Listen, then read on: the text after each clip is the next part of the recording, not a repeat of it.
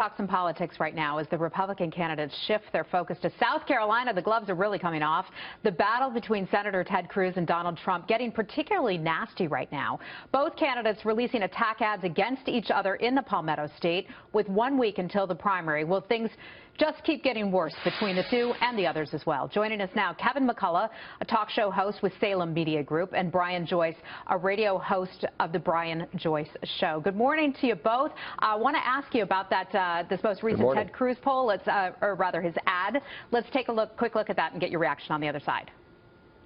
Vera Koking's home was all she had left, but it stood in Donald Trump's way and the limousine parking lot he wanted for his casino. To him, she was a nobody. So Trump schemed with Atlantic City government to force Koking from her home using eminent domain, public power, private gain. I offered her a lot of money out of this, a little thing called heart. Heart? He doesn't have no heart, that man.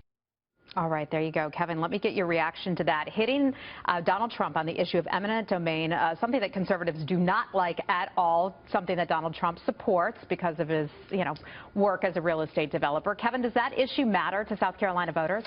I think the issue of constitutionality matters to all the voters, and I think in South Carolina, they're going to start looking at the candidates for the first time now. And Cruz's strategy is the right one. He did not criticize Trump in Iowa. He did not criticize him in New Hampshire.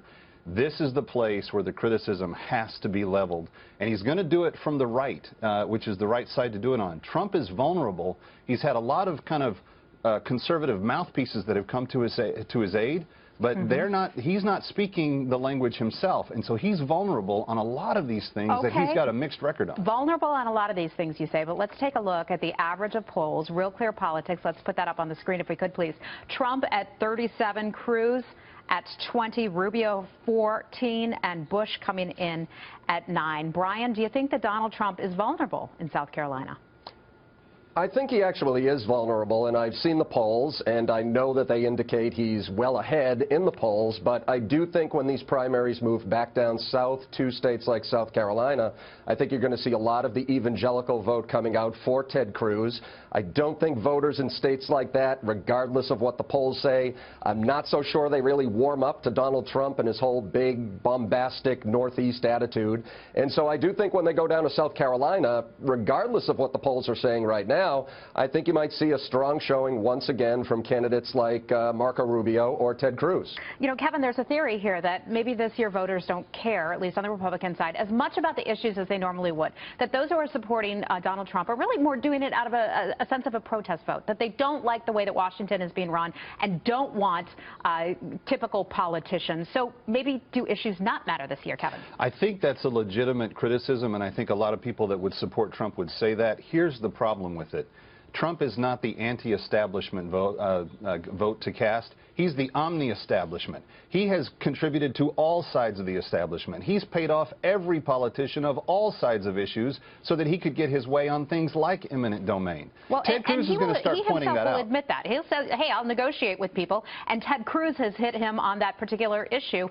Is that a big deal? Do you see that, Brian? That he's worked with both sides? I think it is a big deal. I think it is a big deal, and I think Kevin is onto something here. Donald Trump, he has not given us a lot of details when it comes to his policies, and when he does give us details, he sounds an awful lot like a liberal Democrat, and whether it be eminent domain, universal health care, pro-choice stances in the past, Kevin was talking there, big banks, big business. If you didn't know any better, he would sound like a Clinton Democrat, which is great for Democrats, but I don't know if it's going to play well in a GOP primary in South Carolina. I think that could come back to haunt him, and I think Kevin's right. I think Ted Cruz is going to be the guy who really hits him hard on those past positions that he's taken. And it's the right time to do it. And it just might work well there. But the polls, he is certainly way ahead in the polls, so we'll be watching that one as it happens. South Carolina, a week from tomorrow. Can I make a last statement on that? Yeah, those polls all were averaged before Iowa took place. So there's been no new polling since Iowa. I'm not sure those numbers are going to hold up the next time we see one. Okay, good to point out. Thanks so much, gentlemen. We'll see you again. Thank you. Kevin McCullough and Brian Joyce, thanks so much. Bye-bye.